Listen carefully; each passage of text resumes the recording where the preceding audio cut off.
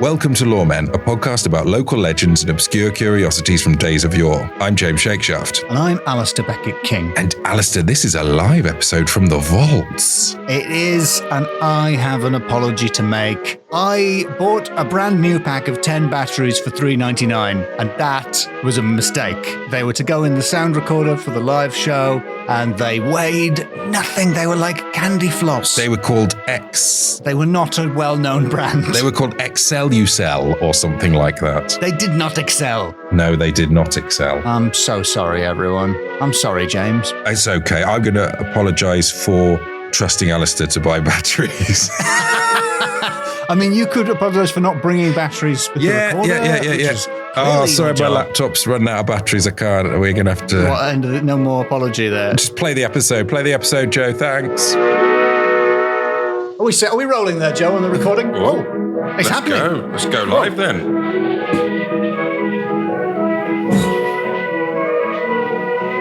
We're waiting for the internet. Just wait for the internet. Waiting for the internet. We're live. Hello, Leicester.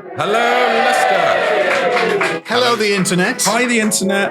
A lot quieter. Can hardly hear the internet at all. We'll hear them in a minute. Okay. This will blow up. I've just realised I need to turn the volume down in case the internet does get loud today. Whenever we do this, because I'm aware of what I look like, but I'm sort of like, as I was saying, a kind of a hot teen type, teen heartthrob. Yeah. Bad boy. Yes. But whenever I see the live stream back, I've got a real sort of man of the woods aspect to me. It just doesn't come out when I see myself in a mirror. Is it the lighting? What's happening? It's a filter. It's a special filter. Oh, okay. It's a filter. Yeah. It's a humbling filter. Humble vision. But you look amazing, James. What's the filter doing? Yeah, that's me humble. But in real life. Welcome to Lawmen Live in Leicester. 2024. Hello, everybody. How are you doing? Well, great. Good to hear that. Thanks. Alistair, how are you? I'm fine. Thank you very much, James. Excellent. Yeah, very, very excited. This is my second day at the Leicester Comedy Festival. I was here yesterday as well. Oh, yeah. How was that? It was all right. Yeah? It was.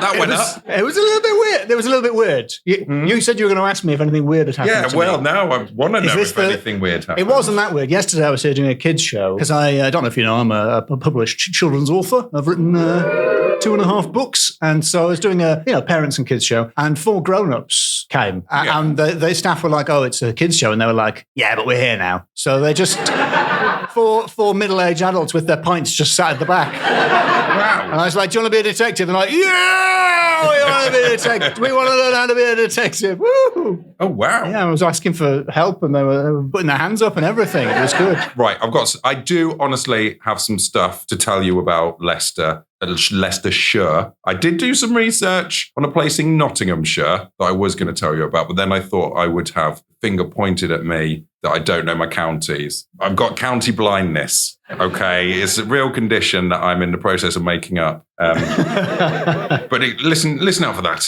in upcoming weeks, because I'm not going to waste that research. It's a very fun story, but not as fun as today's story, which is Leicestershire based. In fact, have we got any Leicestershirians? Leicestershonians? What's the word? Leicestershonians. Got a Leicestrians.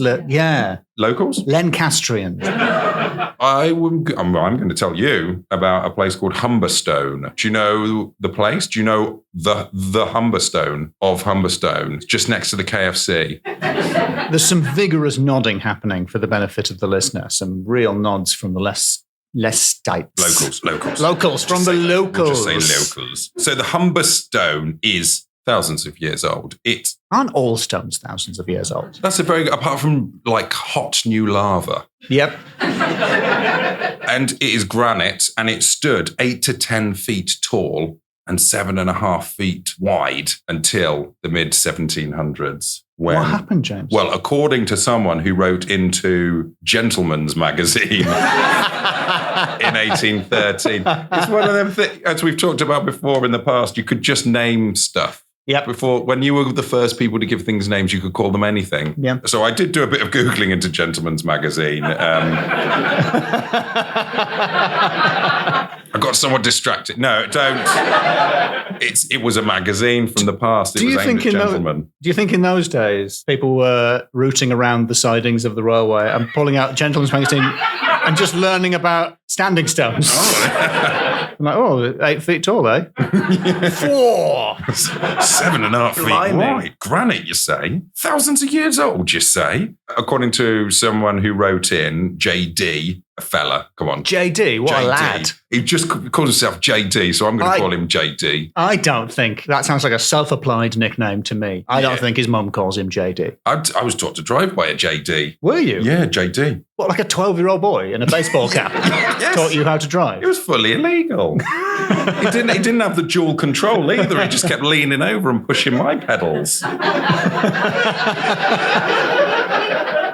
That sounds weird. So JD wrote into Gentleman's Magazine to describe how the Humberstone had stood in a hollow until the 1750s when the top was chipped off and the hollow was filled in, and now it's just like a couple of foot sticking out of the ground. If you look at the top of it, if you Google the pictures on the internet, it looks like a scrunched up cheek. It's like a pinkish colour, and it's got these sort of undulations in it. It's a very peculiar thing to look at. Do we know why? Why anyone would not just... I can see why you might fill in a hollow, but why would you then lop the top off the standing stone? I don't know.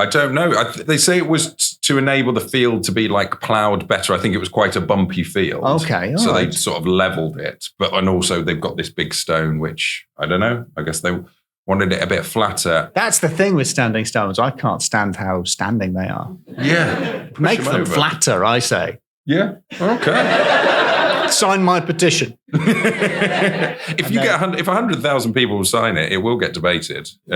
Should stones be flatter? Standing stones, it would say. Make them lie down. Yeah.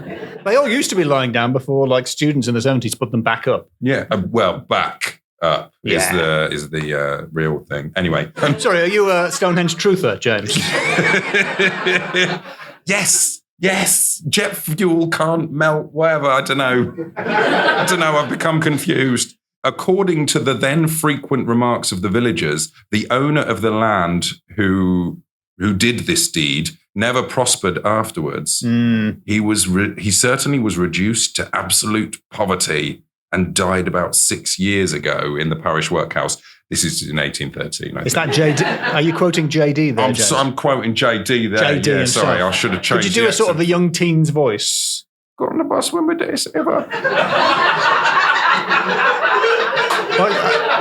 That's my in. I've lost it again. I don't know what my ears heard there. It was a kid getting on the bus when we went day saver. It's from a viral video from 20 years ago. No, it's just the way you vanish into the character. It's baffling to me. According to the then frequent... You know what character I vanished into is Chris Cantrell again, isn't it? According to the then frequent remarks of the villagers, the owner of the land who did this never prospered afterwards. He certainly was reduced to absolute poverty and died. About 6 years ago in parish workhouse. Yeah, so don't mess with the stone. What a lesson about chopping the top off a stone and then filling in the bottom. Don't do that. Exactly. Leave them where they are. And a plot, according to JD, plot of land 100 yards northeast was called Hell Hole Furlong, which is now a KFC. And in Hell Hole Furlong, it is widely thought that that's where druids did their human sacrifices, and they might have done it even on this Humberstone, or, as it's called in some cases, a hellstone. On the subject of fried chicken, James. Oh, yes. So I realised you were moving on to human sacrifice, so I thought I better jump in. There's a fried chicken place near me, and you can see that I think it used to be called Perfect Fried Chicken, but presumably another business has already got that name. Yeah. So they've had they've just got really guilty. It isn't actually perfect. No, I'm sorry, I can't make those claims anymore. So what they've done is, and they haven't changed the whole sign, they've just got a new letter done so that they've replaced the P at the start with an F. What? It's called Perfect Fried Chicken. Perfect fried chicken. I know that probably you can work out where I live based on this information, so don't. But Perfect Fried Chicken, FFC. Do you want to go for FFC? A Perfect Fried Chicken? Perfect fried... Why would you do that? Replace the C as well, so it's Perfect Fried Chicken. Why not? Yeah. If you're going to do it, do it. Commit. Perfect fried chicken, so it's FFS. Ah. But then it would be difficult to Google. I love it. I love something that just teaches you its own backstory. Just with you can be like, the F is not even the same size as the P would have been. It's smaller. They're like, this is the largest F we could get. Do you think maybe what happened was the P fell off, and then they went to... It's a terrible miscommunication. Yeah, they needed to go, or they went to the letters shop, or which I presume is a place, and all they had was one F. That was all they got. We just got an F. You could do it yourself, fill it in. Could they not fill it in? Maybe. This, I don't know if this is broadcastable, but in Durham when I was a kid, there was a fish and chip shop called Benny's. BENI''S. Okay. Yeah, right. So are you visualizing those letters? And if it helps, it's in like a script font. So it's like a handwriting font. And some really industrious vandals painstakingly broke the bottom loop off the B. I think you're ahead of me. So it said pennies. Because they didn't get the apostrophe. And I was like, well, that would have been funnier if you got the apostrophe. You've made a fool of yourself. The Hellstone, it is believed that it comes from the Old English hella, which means death. Or it could be... Hello. Hello. Hello. It's not an alarming noise death. for a word that means death. Oh, death. Hello. It could mean that this place is a gateway to hell. Or maybe not, because... Those are the options. It is or it isn't. Might be, might not. Those are the options. Perfect or perfect. Those are the only two options. Perfection. Perfecto, from the Italian, perfecto. Well, traditionary tales, not my made-up word, the made-up word of JD. Traditionary tales tell of a subterranean secret passage from a nunnery that apparently stood on the grounds to Leicester Abbey, 2 miles away, which was thick with monks. And it was... What was happening there, James? Well, we've got some young bikers in the audience. So I don't want to get too graphic, but it was for... Some naive young bikers. Not in front of the bikers, James.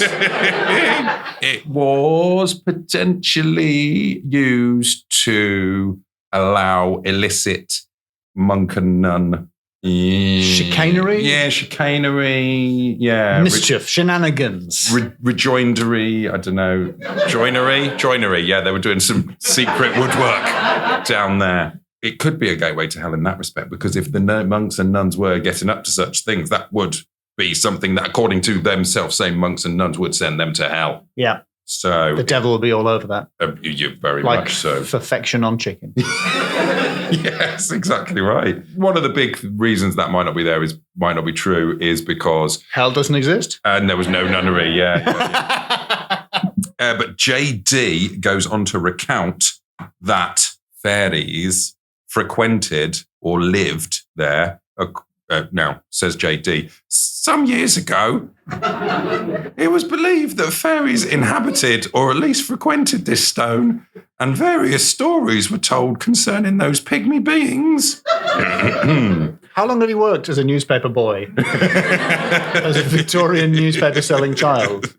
Well, yeah, quite a while, evidently, selling Gentleman's Magazine, presumably. And then he was like, I'm going to make the news this time. And he wrote into the magazine. Yeah. It's a lovely tale of redemption. According to friend of the show, Law on the Land. Thank you. For the whoop. Unfortunately, he does not go on to relate any tales, but adds by way of illustration. Should I do it in JD's voice again? Yep. Yeah, I think the people have spoken, yeah. This belief was so strongly attached to the Hoston Stone that some years ago, a person visiting it alone fancied he heard it utter a deep groan, and he immediately ran away to some labourers about 200 yards distant. terrified with the apprehension of seeing one of the wonderful fairy inhabitants. I think that shows how time has changed. Because if I thought I had seen a fairy, I thought the last thing I do is we run and tell some builders. These fellows will help me. I expect to be taken seriously on the site. Yeah. Someone thinks they've heard a fairy. Is there a builder here? Surely a builder can help. I gave up building a long time ago. I'll help you with your fairies. Yes. So could it be that person who heard that noise, were they hearing fairies or were they hearing the ghosts of nuns and monks? A groan as well. Yeah, the ghosts of amorous monastics. I hope it was an enthusiastic groan and not just the fairies being disappointed in you as you walk past and they're like, flipping heck. But I have a new friend of the show, which was given to me by one of the listeners. Ooh. Thank you very much, Thank you. Jack Flash. Thank you. This is Fairies at Work and at Play observed by Jeffrey Hodson. Oh, which sounds more illicit. So presumably these fairies had a Mars bar, again to refer to an advert that was made before many people here was born. And it describes all the different types, your standard, according to Jeffrey Hodson, types of fairies that they've witnessed. You've got brownies and elves, classic. You've got gnomes. You've got mannequins. Ooh. Mannequins. Lovely. Now, a mannequin, I don't need to tell you, this name has been chosen for all the fairy people of male appearance who cannot be classified as either gnome, brownie, or elf, but who exhibit some of the characteristics of all of these. So they may have the face of a gnome and the clothing of a brownie.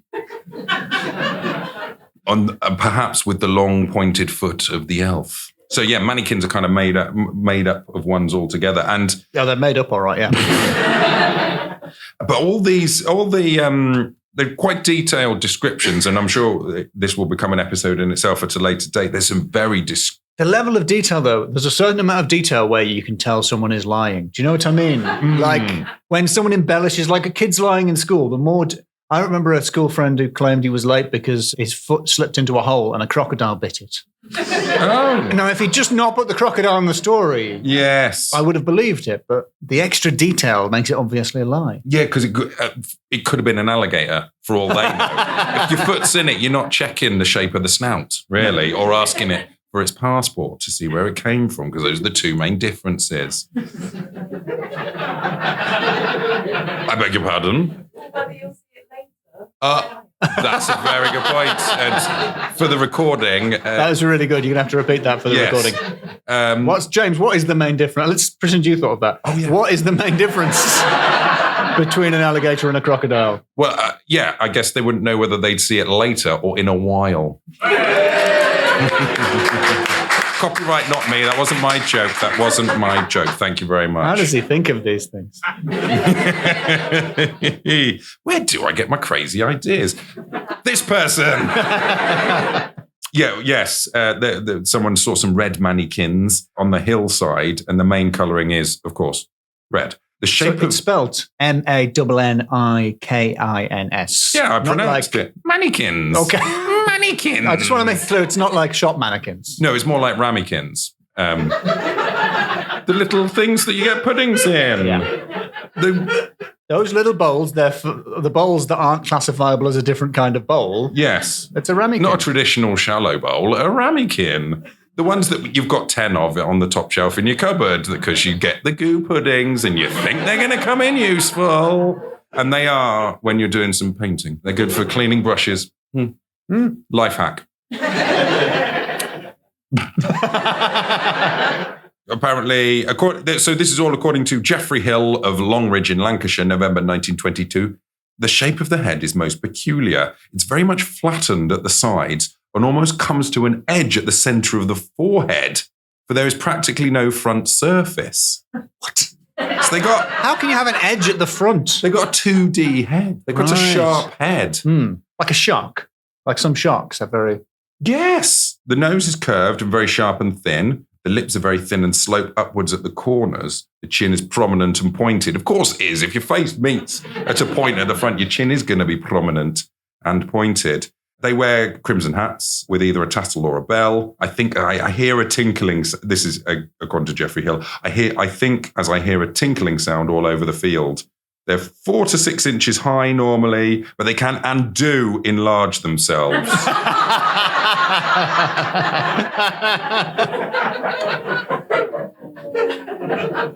So yeah, fair warning. They can, and repeat, do enlarge themselves. But so that's the tale. That is the tale of the Humberstone. You can go there and hey, why not pick up a KFC chips afterwards? This is a part of the. Sorry, we're now sponsored by KFC. Did you not? No, we're not. Now another ghost story. Do you want to hear a ghost story? Yeah. This one's pretty spooky. So there's a couple of little tales from a little town called Kibworth Harcourt. Yeah, you been there? Yeah. You've got no impression of what kind of a place it is at all. You're just acknowledging that it exists. It's got a road. It's got at least one road. Okay. With an entrance and an exit. There's an account from 1875 that speaks of a haunting at a house in Kibworth. And it said that for upwards of half a century, it had been haunted because one man killed another there. And afterwards, ghostly figures were seen fighting, or you could hear the noise of fighting or see shadows of fighting. Or just some people walking around. The householder appears to have taken it in their stride, referring to the manifestation as a bogey. Have you been to Kibworth Mill? Because a miller at Kibworth Mill, he died as the result of a bet. Ooh. Are we in Epic Lad territory? Yeah, we are. Absolute. Oh. It was down the pub. Did somebody wait? I forget how loudy our live audiences are. It's getting pretty leery out here, James. Be careful. Do you know the pub, the Coach and Horses in Kibworth? Yes. Well, that was the scene of this. It's this. I looked on the website and it really doesn't mention this story, which you'll come to see is unsurprising. So it was some sort of drinking game or wager, and the miller was basically being bet how much gin they could drink, and the people they bet with cheated because they gave them doubles rather than singles, which I don't need to tell you guys. That's twice as much. For a few mathematicians out there were ahead of me. Yeah, he won the bet. What was the bet? I think it was just like, can you drink this much gin? He said yes, and then drank twice as much gin. Is the only way I can work it out. He definitely won the bet then, but he usually a bet has two possible outcomes, but I suppose him not drinking he would have the had gin. to stop drinking the gin. Okay. And he won the bet, but died. Swings and roundabouts. Or did he? Yes. He was pronounced dead and becoffined. Put in a coffin. And this, as it says in Law of the Land, noises were heard from the coffin. They buried him anyway. What? What? Yep. Though noises were allegedly heard coming from his coffin, no one seems to have said anything at the time, and he was duly buried. Wow, pour one out for an epic lad. What a tragedy. And afterwards, there was a horrified suspicion that he'd been buried alive because his ghost was seen. And also because of the knocking on the coffin, I imagine. Or maybe he got out, actually. Maybe it's a happy ending. Maybe he did.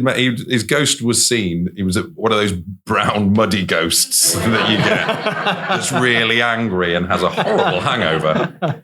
Yeah, so that's maybe a little warning against some of the more, laddish members of the audience not to get involved in gin-based bets. Or at least just have people double-check your coffin. So the final tale is from Kilncote, which is apparently in North Leicester. Oh, I'm getting some nods. I'm getting some shakes. I can see some people shaking as if it doesn't exist. No. Wow. Well, sorry, James. It doesn't exist. So, in 1790, a contributor to a gentleman's magazine. Yes! Lads. Yeah. They sent the editor a brief account of the very best ghost which ever made its appearance in England. People are already laughing, James. You clearly said goats. I know, I nearly said... You clearly said the very best goats. I did. I think I better retake that. I think a retake is probably in order. They sent to the editor a brief account of the very best ghost which ever made its appearance in England. You're right to ooh, because it's a ghost. What we'll do is we'll cut that and make it sound like you were impressed by the goat. How good is this goat? You're wrong to ooh because it's a goat, not an owl. James knows all the animal noises. I got a kid. Yep. I got a kid. You got to learn them. You have to learn them. Dog. What? Rabbit. Carrots.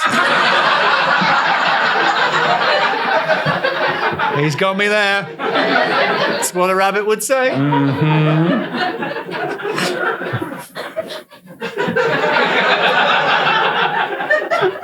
It's an excellent impression, if I do say myself.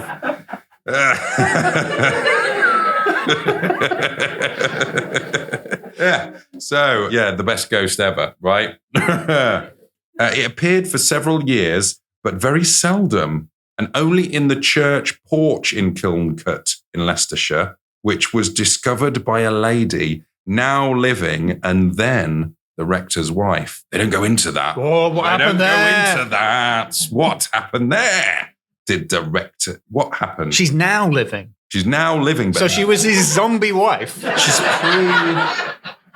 Yeah, I don't know. Can you get back from zombie to being alive? They don't tend to. They don't tend to. Maybe your traditional voodoo zombie who's somebody under a thrall, perhaps. Drugs. Yeah. Maybe. Yes, maybe. Yeah. So probably that, yep.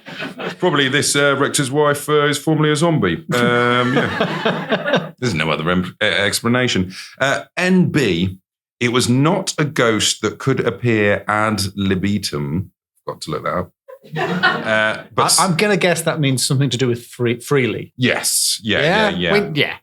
But sometimes it did not appear for 4 years. And the lady determined to approach it, and the nearer she advanced, the more... Actually, this is sounding pretty good, James. I thought you said there was a problem with the audio. Oh, it's imminent. Oh, it's about to happen now, is it? Yeah, I think it might happen mid-sentence. Well, I'll brace my ears then. We're sorry, everyone. James is sorry for trusting me. I am actually It was a good episode as well. We were having a great time. You had to be there, really. Yes. Why not be there next time? Anyway, we'll get on to that later. Get on with the rest of the episode. Thanks. And she was that the substance or shade of this human figure was before her. Sounds like she's just seen a person. And as she goes nearer to it, it becomes more obviously a person. Is that not the end of the story? Because it would be terrible if it was. Well, actually, funny you should say that. It's quite a lot on the land. This is a convincing account of an alleged supernatural encounter, not because it was the rector's wife that saw the ghost, but because no attempt is made to give it a life history to justify its presence. Yeah, that is the end of the story. And that's why it's good. It's very much, you don't look for it. It's not there. I do get annoyed when they do the research in Ghost. Mm-hmm. When someone will see a woman and they get the name Henry, and then they'll look it up and they'll say, oh, but 300 years ago, someone died here and his name was Hector. And that's similar. And they'll be like, yeah, that's who it was. It's Hector. It's like, not. It's Henry. People died everywhere. They did. Henry's died. People died everywhere. There's loads of dead Henrys. Have we got any dead Henrys in? No. Also, so I did look for a little bit more information. It's not. And in fact, the people that were shaking their head earlier were right to shake their head because I can't find the kiln coat. What? The whole place vanished. It doesn't appear to be there. Kiln coat. It goes. Did you mean kiln coat? For the benefit of the recording, someone said, "Yeah." Kimcoat. Kimcoat. K-I-N. But at the start of every chapter has a little map. And it's got Kilncoat on here up in North Leicester. Sure. Surely should be a simple map, corresponding that map with a different map. But Kilncoat, which you thought I meant, is in South Leicestershire. For any non-mathematicians in, or non-geographers, that's the opposite end of it. That's the yeah. So With a kiln coat. with the kiln coat. But if you look up kiln coat ghost, you find another ghost story. And this is, I'm going to end with this. It's a sort of process of divination that you can do. I got this from the paranormal database.com. What you do, You know that's a quality Web 1.0 website. You don't even need to go on it to know. You've got blue hyperlinks. It's something you've got Times New Roman. oh, absolutely. You've got a visitor counter. This You wrote them. Yes. What you do is you go on I think it's Midsummer's Eve between 10 p.m. and midnight, and you go to the church and nothing happens. And you go back again the next year on Midsummer's Eve between 10 p.m. and midnight, and nothing happens again. And you go back a third year, Midsummer's Eve, 10 p.m., midnight, and something happens. Oh, wow. Shades, ghostly apparitions of all the people who are going to die that year are there for you. Like, Wow. they come and you see, it's a way to divine all the people that are going to die that year. But the problem is you need to plan 3 years ahead. Yes, you've got to You go need to back. know 3 years in advance. Yes, So you wanted to know who was going to die that year. yes. And what if someone had been the previous year, you get it a year early back? Would you get it a year early? I don't know. Is it a transferable divination system? We just don't know. We don't know. And we'll never know because the place doesn't exist. That's what, we've never had a vanished town before. That's very spooky. Yeah. That's excellent. Yeah. So, yeah, don't look for them. It's not there. He did it! He slipped in one of the old catchphrases. Unless you go 3 years in a row and then it will be there. I think you should probably do a round of applause for the stories.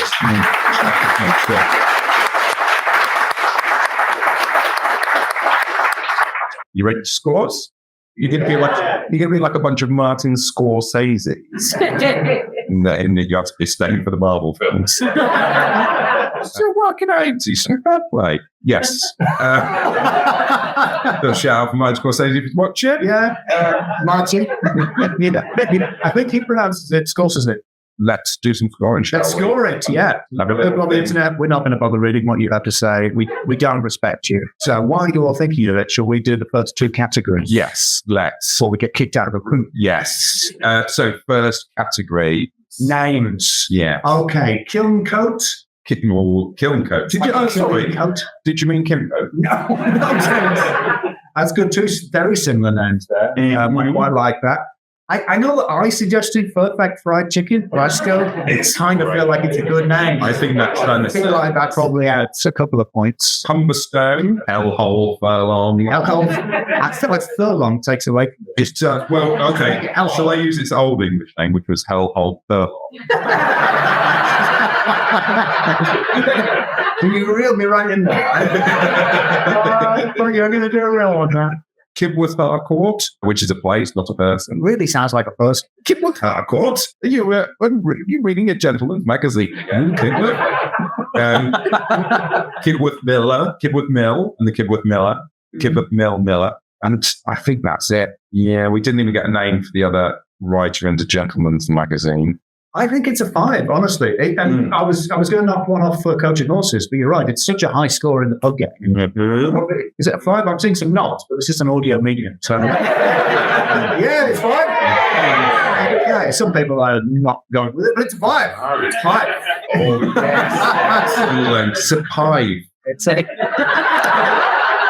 We've got the second category, of course, which is supernatural. supernatural. Supernatural. Imagine a person where the more you walk towards them, the more they look like a person. You can see them in more detail than everything. Imagine someone whose face is really pointy at the front. Yeah. They're like a, I don't know, like an origami face. Yeah. Person. just imagine a really obvious lie. It's really deep, the whole book of really obvious made up stuff. But there were lies that are over 100 years old. Ooh, I'm not that impressed. I mean, you've got to go 3 years in a row just to see who is going to die. The effort to reward ratio is way off. There's these supernaturals. You've got fairies, ghosts, and a big stone. Hellstone. Hellstone. It's the gateway to hell. Is it though? It might be, or why not? It might have been a place of druidical human sacrifice. Everywhere might have been a place of druidical sacrifice. That's a very good point. The guy that filled in the hole got in a load of trouble. That went badly. I'm going to say it would be a 2, except that they can enlarge. They can and do enlarge, and so I will enlarge that to a 3. So we've got to category top lads. Not looking for something that I think we're going to go with both of them. Yeah, so, but that works. We'll go for top lads next because there is some absolute lavishness. Not only do we have those lavish nuns and mugs getting back to all sorts of loaded /FHM magazine. Zoo. Or Zoom for the young reader, or the internet for the Russian. Nuts is what happens if you ask James to noise with a squirrel.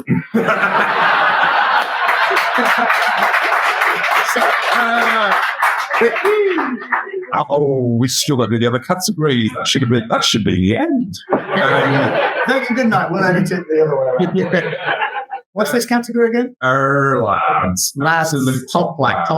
I feel like I'm not an expert in the modern slang, but I feel like top lads might have changed meanings. Oh, really? I don't know what a top is. Is it a biker thing? Sorry, people who went in the room. That's not going to make any sense at all. But speaking of twice as much in ladishness, though, lemon lads on their bet. And they basically, all of the fairies are basically lads. They work hard and they play hard. I like that's quite. They're quite like.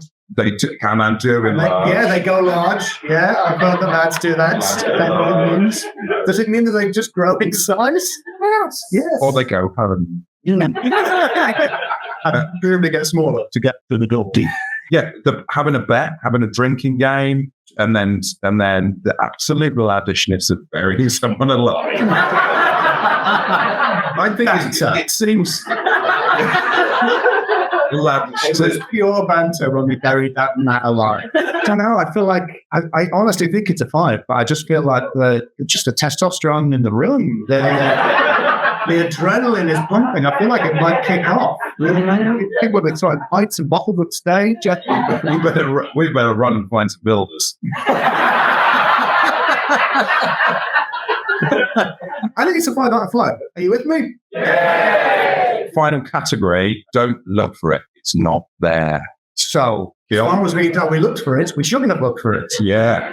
Even if you do that, if you put in Kilmco and you go, Kilmco, you say, no, I meant Kilmco. All the results of Kilmco is that. Really think you did. The hummus is almost it's not mostly there. Not there. It's hardly worth looking for it. Yeah. They're just like, don't look for Hellhole Furlong. It's a KFC. Don't look for the P of perfect fried chicken. It's not that. It's been replaced. Don't look for a lack of pulse in the person who's buried alive. Because he is alive, and so he does have a pulse. So it is there. Do look. Do look for it. That's a do look for it is there. Isn't it? That guy's pulse. And don't look for it. It's not there 2 years out of 3. Who's going to die in your village that doesn't exist? Don't look for that nuttery either. It's not that. No. I mean, it's a bit of a gap. I think we peaked early in schools, to be honest. I think it's a 3. It's classic. I don't know why you're angry at me. Yeah. I'm just here to dole out the numbers. We peaked too soon. He's back. And thank you very much for joining us. Thank you very much for joining us on the internet. I'm sorry for being disparaging people on the internet. You're my only real friends.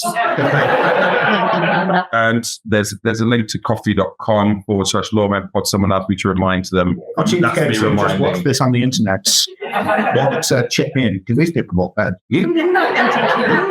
For this? I think they can hear me still.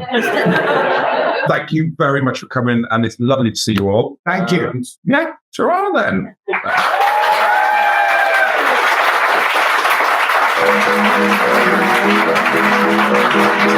So it wasn't that bad. I mean, come on. Probably sounds better in the room. Well, if you want to be in the room, why not join us at the Oxford Comedy Podcast Festival on the, when is it? 25th of May, 2024. 2024.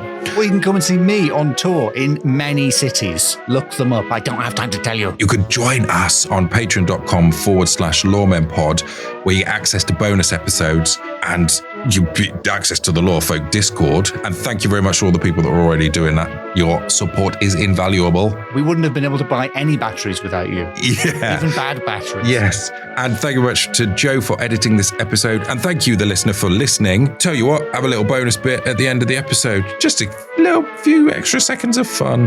No way. Yeah.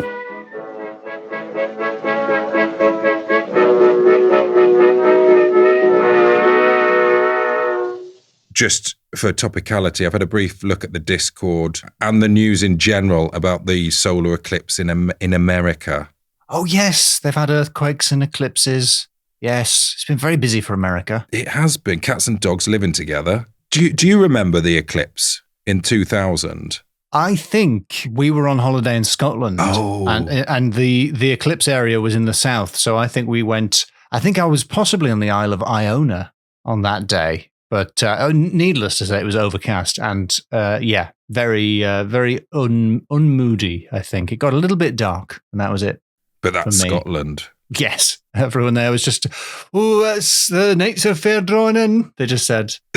Oh, be a brobricht, moonlicht, nicht, te necht. Is nie a brecht. The next.